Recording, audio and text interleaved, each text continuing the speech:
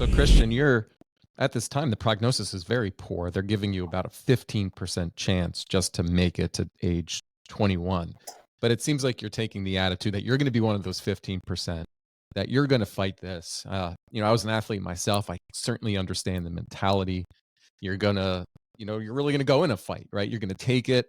You're going to beat this cancer. We even, I think, as a culture, describe it that way. We communicate cancer as something like a war that we're in, that we're going to defeat, that we're going to beat. So you take it with that mentality. I want to check in with Jon here and just get a sense of where you are in your life when Christian was diagnosed and kind of the family's approach to this. Yeah, so when Christian was diagnosed, I was in college and like any other brother, I wanted to be there for him. I wished him the best, but I didn't really have a super active role at that time. So this is 2013. Um Christian, I'll let him continue the story, but he ends up reaching remission and stays there for 5 years. And then in 2020, Christian's cancer comes back, and that's when I was working in finance in New York City. I liked what I did. I was meeting with CEOs and CFOs, and it was really interesting work. But I started to feel a little bit empty inside, and I was ready for that next big challenge. And we were actually living together in 2020 when he got that dreaded call from his oncologist that said, "Hey, Christian, on your 6-month scans, we noticed 2 small nodules in your lungs. This is positive for osteosarcoma. When osteosarcoma comes back, it tends to be much more aggressive. Treatments much less effective." And um, our whole family was just absolutely devastated. And that's when I went from being just this sort of distant brother who wanted to, wish his brother the best to someone that he was really going to rely on. Christian, take us into the experience of a cancer patient who's undergoing chemotherapy. I mean, essentially you're being poisoned, right? And to try to kill those cells. What was it like going through that treatment? Yeah. So it was a full 1 year of treatment. And actually the best times I had throughout that year were for major surgeries because I had a few weeks off to get my blood levels up. It's basically, you look at me that entire year, I'm green, I'm sick. It's like the most brutal, it's like a flu that just never ends and you can't keep food down. The reason I mentioned the 135, you lose all sorts of weight, um, and I'm just eating whatever I can to keep weight on at that point to keep getting the harshest chemo. So I'm eating, I had chicken Alfredo pasta every day, and ice cream sandwiches, also whatever it was. I just had it, whatever I could eat. And that experience under chemo is it's worse than, I've had 6 surgeries that are a year long recovery. The chemotherapy is much worse than anything else that I've been through. It's just not a fun situation. And then you see your family around you, and it's taxing on them too. You physically and emotionally, you can tell that, it's impacting the people around you. And that's probably the worst part. Yeah, I've heard others speak about it where death becomes welcomed to the hell and poor quality of life of that type of treatment. I mean, so that's another aspect about this is, what is the quality of life like for somebody who is going through these conventional cancer treatments? And then how does that just influence the human spirit, right? How does that impact you and your will to want to go on when your life is that difficult and challenging? Totally. And that's where, kind of, I think, for me, having the family around me, such a good support system, um, I kind of wanted to keep doing it partially for them. It was brutal, but I had the motivation for it. And you know, like Jon said, I ended up getting through that year, ended up 5 years clean. Um, and for those 5 years, conventional treatment did it. I'm, and then when the recurrence came, that's kind of when everything did a 180. So in 2020, I get a scan on my chest, and looks like osteosarcoma. They do a surgery and confirm it is. There's a tumor that they cannot get to, and that's left. We continue on. My options are basically to take a life-extending chemo, two chemotherapies, 2 of the 5 that I've already had that didn't work, and they were of the MAP IE. They were the IE, etoposide and ifosfamide, and so just the option was to take 2 chemos that hadn't worked for me before. They're both guaranteed harsh side effects, be bald, that type of lifestyle back again. But the benefit would be it would extend my life about 6 to 12 months more. So I had the options of taking the chemo, dying with a bald head, but making it maybe a year later, or just kind of living my life and, going out, end up just go hospice at the end, maybe. So those are the 2 options. Obviously that those weeks, days, months were the harshest out of anything, because you're being told there's no chance at all. So that's when Jon kind of thought to himself, Jon's always been the guy taking extra courses. We went to Boston College together. We overlapped for 1 year. He's the guy taking extra courses. He's the guy talking with professors after class about how they can improve their course, and cum laude, that type of guy. He's just, out of our family, he's like the one that's just different in that way. He loves research. He loves reading. He loves, 18 hours straight, that type of stuff. I could never do that, especially, in the mental state that I found myself. And, lucky enough, Jon dove into some research, and he was going crazy. COVID brought us back home. He was in New York City on Wall Street, and I was in my senior year at BC. COVID brought us to this 2-bedroom apartment on Cape Cod near our family, and we're living together. And all of a sudden, he's got whiteboards everywhere, and he's putting in more work than he was in private equity. And he came to me with this idea to try alternative treatments, and my entire life I have thought that is totally loony. These conventional doctors, they all went to Harvard, they know better. But I can't just watch him put in all this effort and then not do anything and just, sit back and wait for hospice. Not going to watch, my brother in the next room bust his ass for me and then me not act on anything. So my plan was to do the chemos, but Jon insisted that I he just wanted to try for a little bit at least. So I said, look, I'm going to tell the doctors that to give me 5 weeks to think about it. And I'll see if they'll give me a scan in 5 weeks,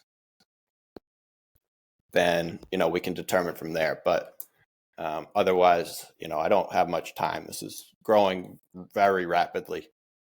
And we do it. So in those 5 weeks, I changed my diet to no sugar at all. And I was doing high dose vitamin C infusions, as well as grounding.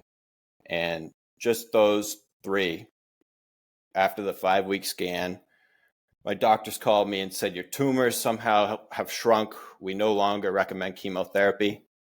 And, the rest is kind of history from there. I think Jon can talk more about, what his type of research was. Sure. But yeah, I want to I want to go back a little bit here because getting that news appears to be like soul crushing.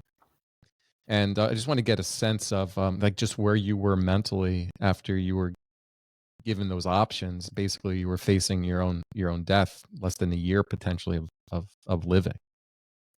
Yeah, totally. It was, eh, getting to sleep was tough. Just thinking about what's my family going to be like. They don't even know this, but I made videos for each of them while I was still looking good before I started chemo. Telling each one how much I appreciate them, and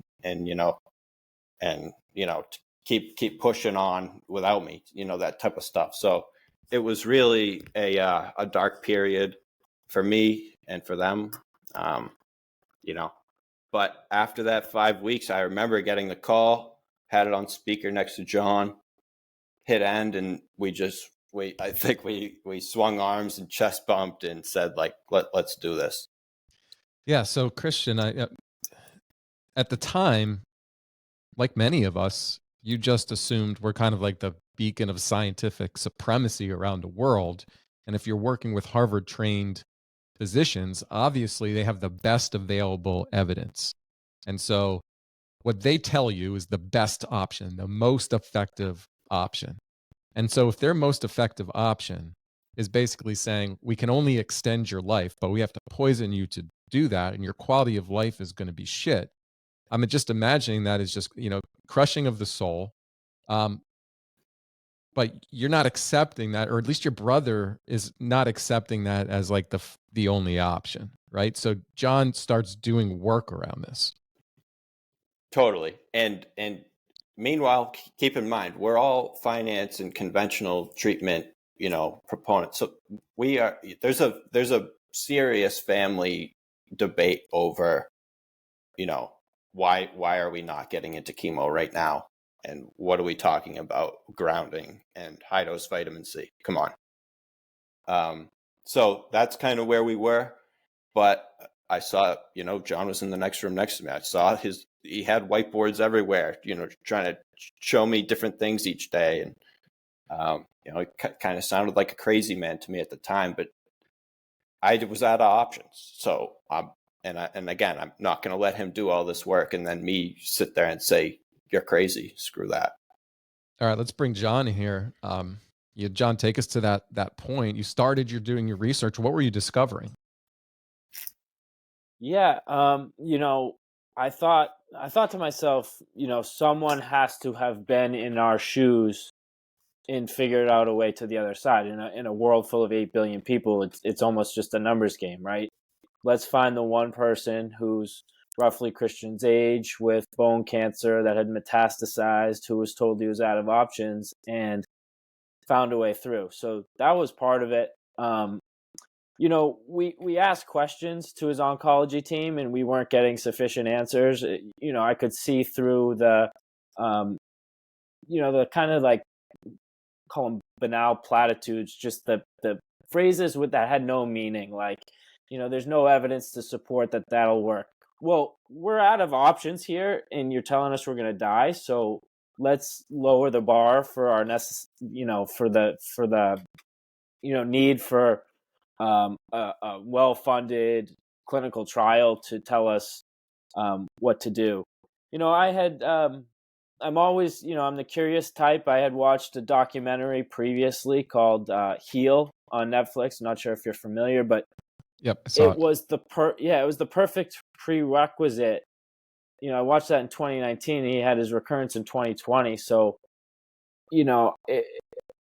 to start to wonder what's out there and then be told you're wasting your time with no real evidence or no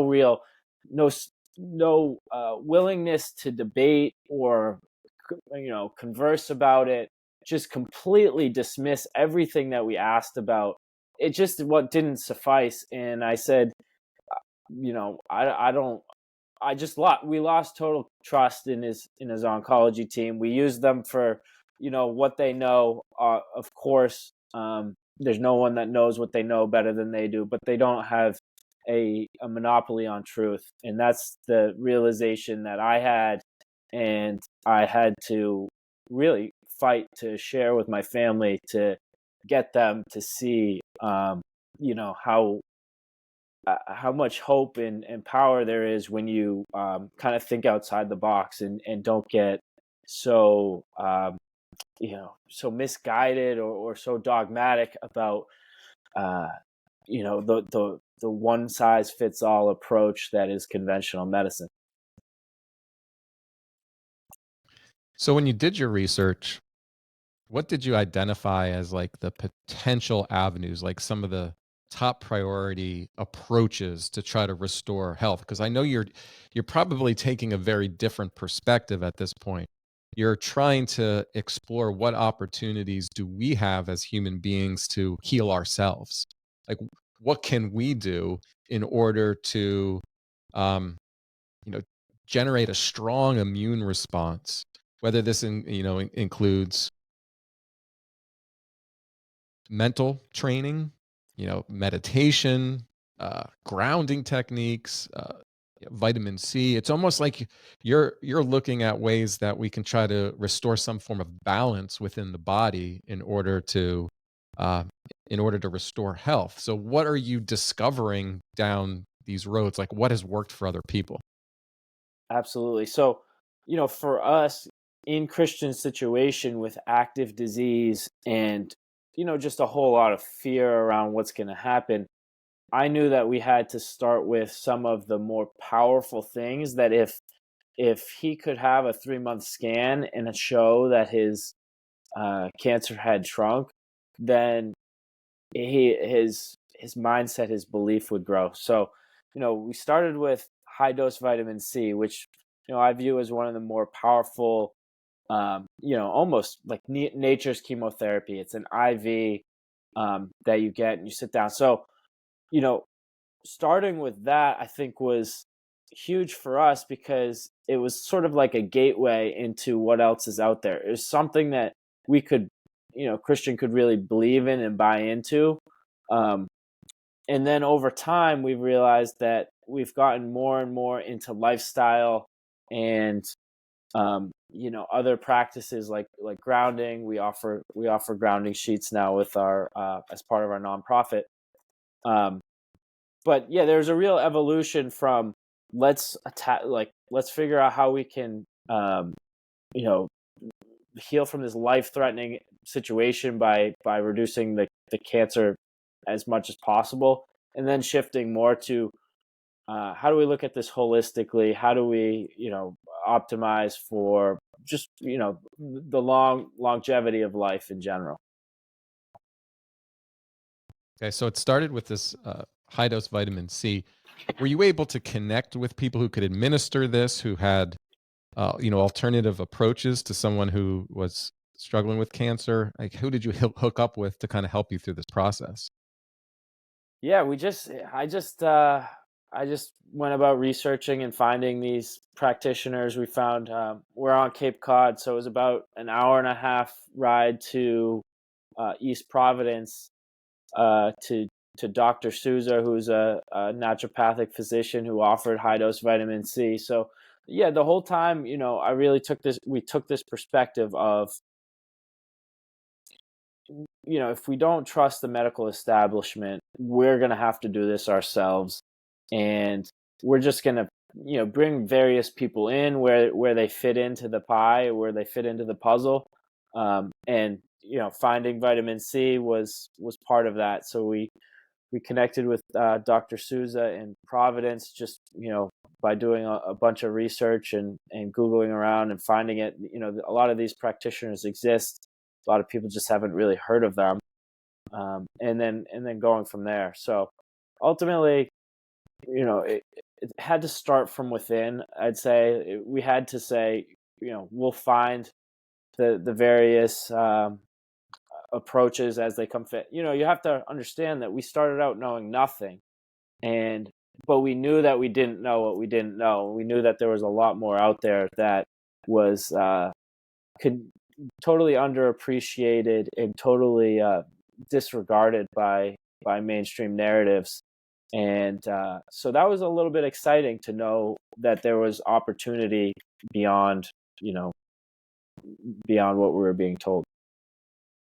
When you brought this up to the oncology team and they said there was no evidence for it, did you specifically talk about the high dose vitamin C? We didn't, because at the time, Christian was a little bit worried that they would drop him from treatment, frankly, which is insane to say that, a patient could make decisions for themselves and then, be dropped from treatment because of it.